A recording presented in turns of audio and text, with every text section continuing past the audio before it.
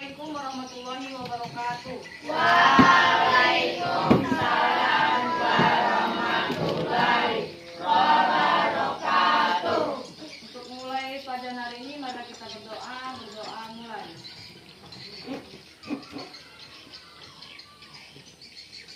Selesai. Baik, Ibu akan memeriksa kehadiran siswa.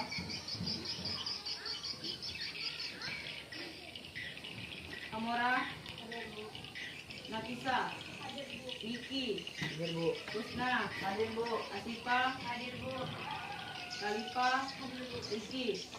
Semuanya hadir? Hadir.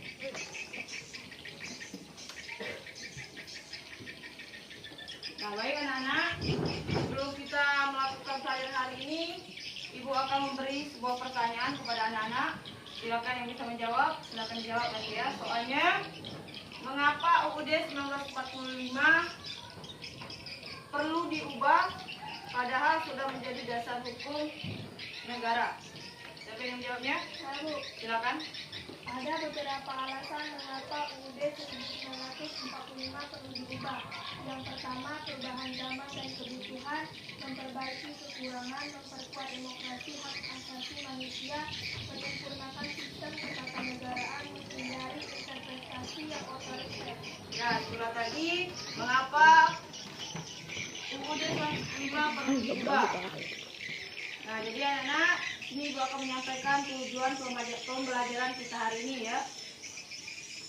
Nah, jadi tujuan kita hari ini, pelajaran hari ini menjelaskan pengertian amandemen UUD NRI tahun 1945, mengidentifikasi alasan dan tujuan dilakukannya amandemen UUD 1945 NRI tahun 1945 tadi ya, menyebutkan perubahan pokok yang terjadi pada hasil amandemen UUD NRI tahun 1945.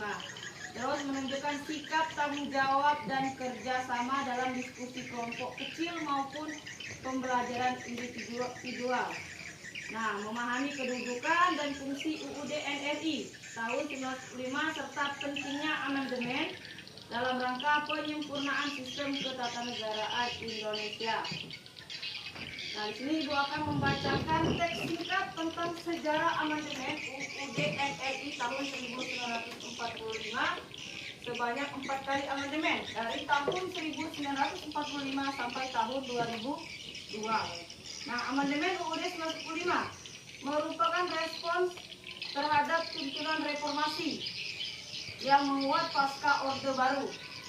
Nah, proses amandemen ini berlangsung dalam 4 tahap dari tahun 1999 hingga tahun 2002 oleh Majelis Permusyawaratan Rakyat atau yang disingkat dengan MPR.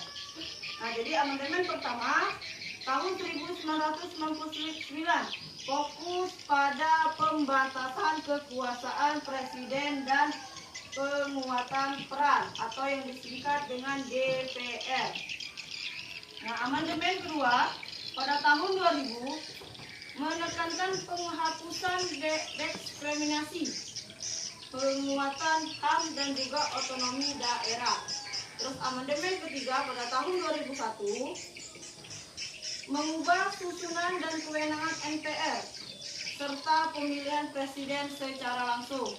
Terus amandemen keempat pada tahun 2002 susunan dan kewenangan MPR membahas sistem pemerintahan lembaga negara dan pendidikan. Jadi amandemen ini menghasilkan perubahan signifikasi dalam sistem ketatanegaraan Indonesia, memperkuat demokrasi, HAM dan otonomi daerah serta membatasi kekuasaan eksekutif. Nah, itulah tadi sejarah singkatnya atau tentang sejarah amandemen ya. UUD NRI tahun 1945 sebanyak 4 kali amandemen ya pada tahun 1999 sampai tahun 2002. Nah, baik anak-anak, di sini Ibu akan membagi 4 kelompok kecil sebanyak 4 orang ya. Kelompok pertama Bunga, Khalifa, Gampa dan juga Riki, kelompok satu di sini. Kelompok 2, Cahaya, Asifa, Flora, dan juga Anton. Kelompok 3, Amora, Nafisa, Rizky, dan Nafisa. Kelompok 4, Rusna, Rahmat, Adib, dan juga Putra. Kelompok terakhir, kelompok 5, Riki, Arya, dan juga Iwal. Kelompok 1 di sini, kelompok 2 di sini, 3 di situ, 4 di situ, 5 di situ. Silakan.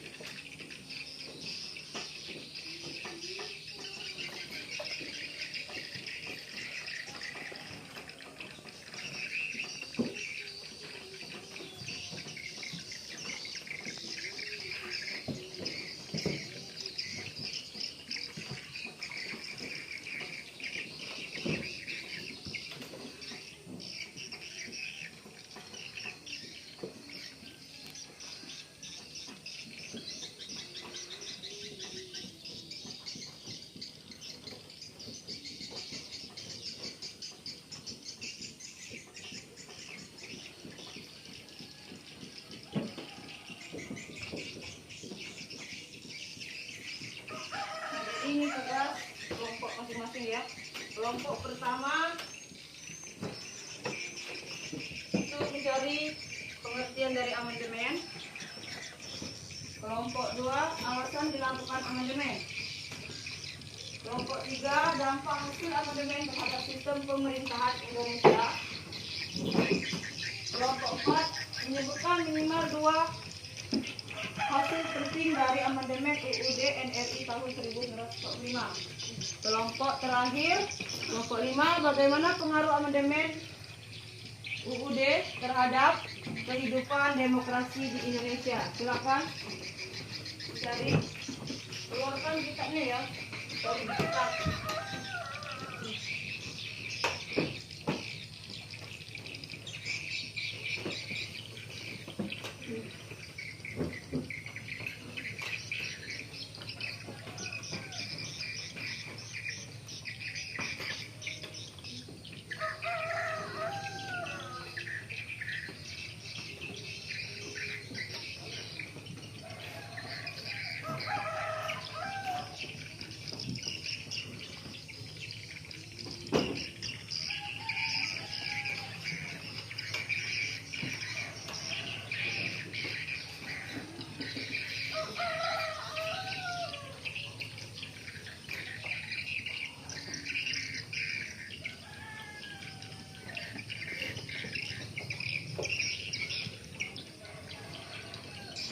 Oke, selesai.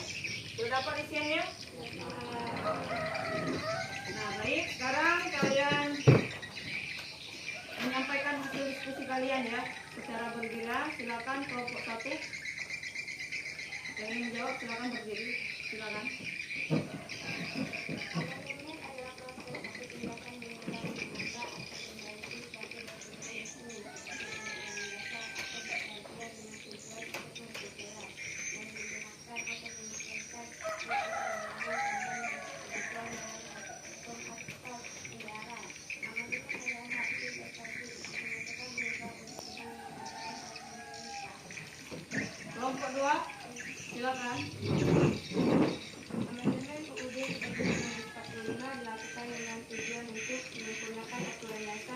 memperluas hukum baru, membentuk hukum baru, menyelaraskan dengan perkembangan zaman, menyempurnakan tatanan negara, meningkatkan kedaulatan rakyat, menguatkan penegakan hukum, melindungi hak asasi manusia, dan meningkatkan kualitas hidup.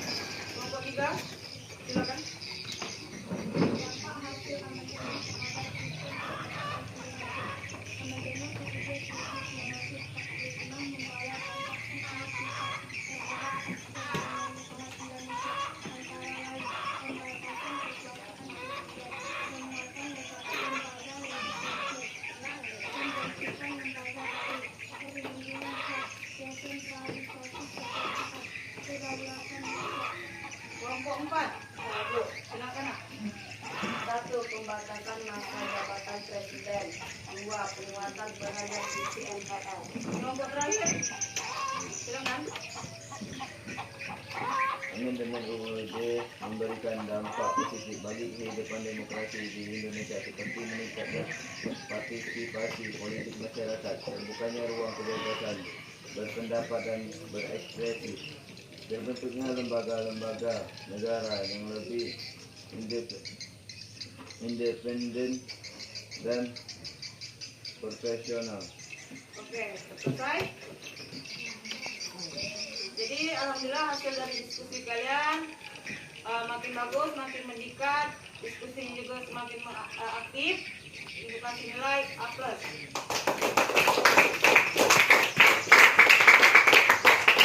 Nah, jadi kesimpulan pelajaran kita hari ini tentang amandemen UUD 1945. Nah, amandemen UUD 1945 yang dilakukan sebanyak 4 kali di antara tahun 1909 sampai tahun 2002 merupakan upaya untuk menyesuaikan konstitusi dengan perkembangan zaman, memperbaiki kekurangan, memperkuat demokrasi dan HAM, serta menyempurnakan sistem ketenagaraan di Indonesia. Nah, jadi itulah tadi kesimpulan kita hari ini, pelajaran hari ini. Sekarang Ibu akan memberikan penguatan tentang pentingnya memahami perubahan konstitusi. Nah, jadi memahami perubahan konstitusi sangat penting karena memungkinkan sebuah bangsa untuk menyesuaikan diri dengan perkembangan zaman, tantangan baru, dan juga kebutuhan yang terus berubah. Nah, konstitusi bukanlah dokumen yang statis, melainkan instrumen hidup yang harus mampu menjawab persoalan-persoalan aktual dan aspirasi masyarakat. Nah, jadi anak-anak, di sini Ibu minta sama anak-anak silakan menulis refleksi singkat tentang pelajaran kita hari ini. Silakan tulis di kertas lembar ya.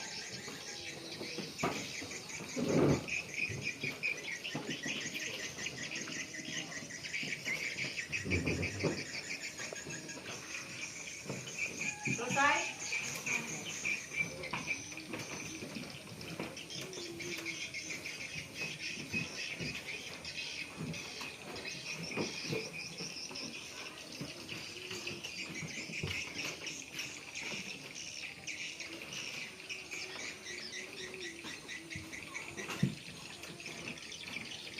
Oke, silakan lihat ke depan. Selesailah pertemuan kita pada hari ini, pelajaran kita hari ini. Kalau ada kata-kata salah, Ibu mohon maaf. Akhir kalam, sampai bertemu di minggu depan. Akhir kalam, wabillahi taufiq wal hidayah. Wassalamualaikum warahmatullahi wabarakatuh. Waalaikumsalam warahmatullahi wabarakatuh.